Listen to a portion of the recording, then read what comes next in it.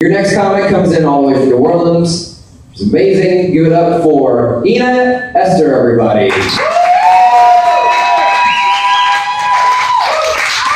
Give it up for John.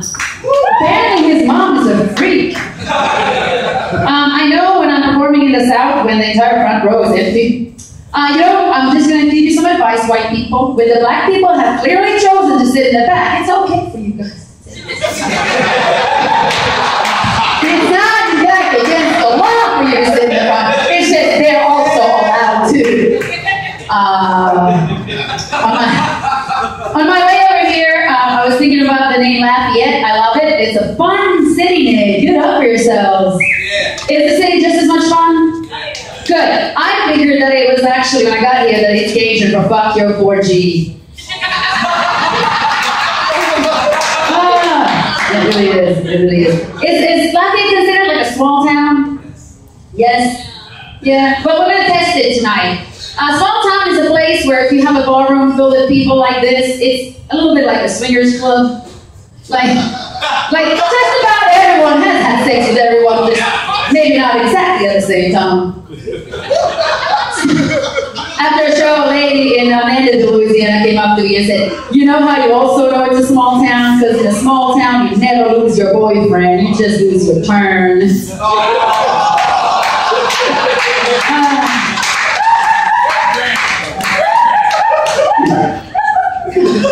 I do live in New Orleans now. You guys like New Orleans? It's the city of debauchery. When I perform on Bourbon Street, a lot of tourists will say to me, "Wow, New Orleans is such an interesting city," which is really code word for all this shit would be illegal back home. It really would be. We just did have Decadence Fest. Did anybody go for Decadence? No. It was really interesting. The sheer variety in gay men was astounding to me.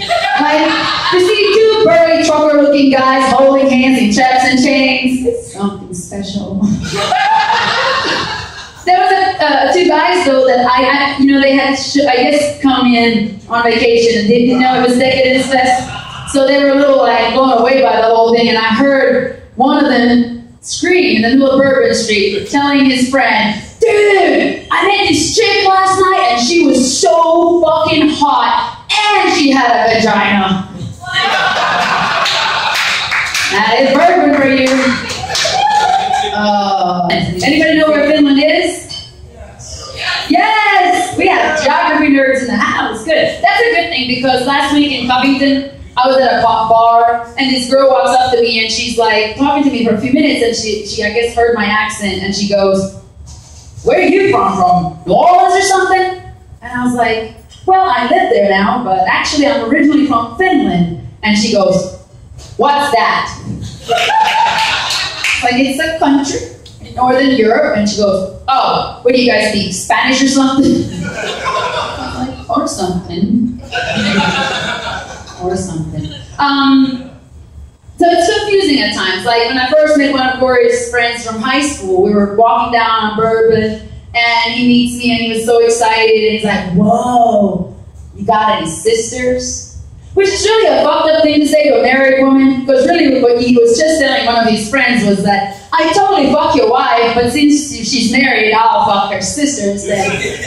And that's not cool. And so I looked at him and I said, "I do have one sister, but she's all the way in Finland." And he looked at me and said, "Oh, that is far. But it might be worth the gas money." Did you guys know that animals make different sounds in different languages? Yeah, it's the weirdest thing. Like, what does a pig say in English? Oink, oink, right? Well, in Finland, the pig says ruh, ruh. That's cute, like. I was really confused when I first moved here, though, because at first I thought pig says, "Up against the wall, motherfucker!"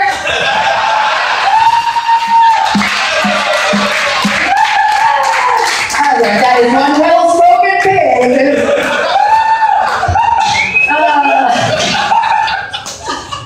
But my favorite English animal sound really is the rooster.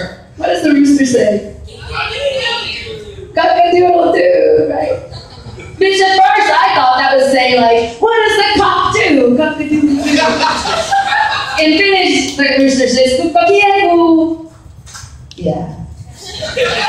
Or like if you lift something heavy and you put it down, in English you might put it down and go, right?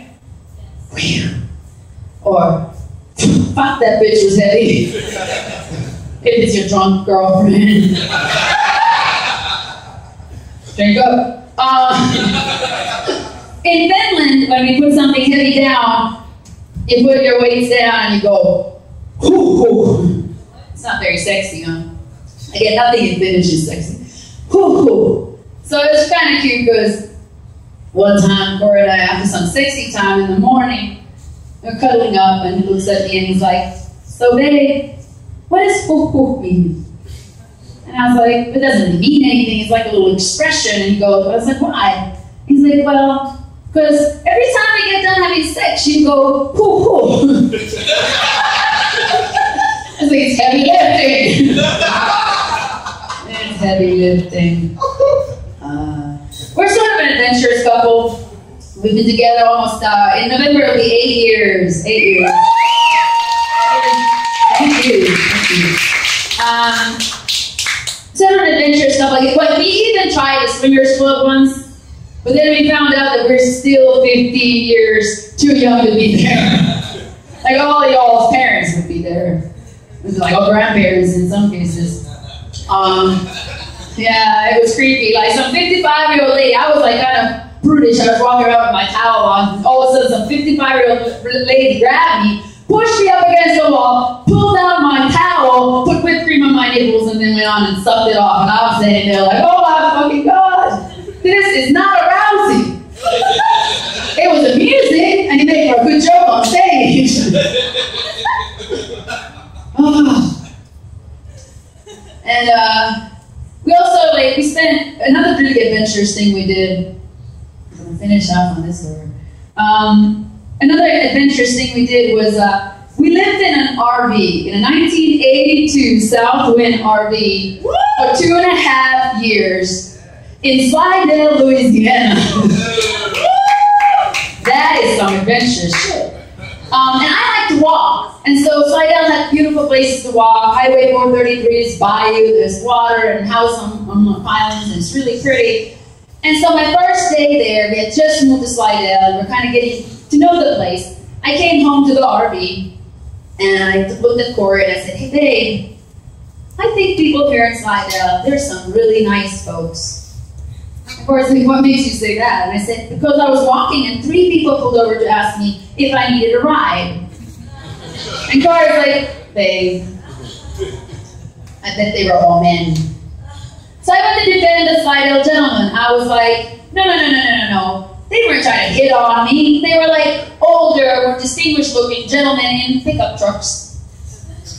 And that's when Corey looked at me and said, babe, they weren't trying to hit on you. They thought you were a prostitute. I was like, I'm wearing a sports bra and shorts and tennis shoes, and then I realized I had just described a lot of lizard.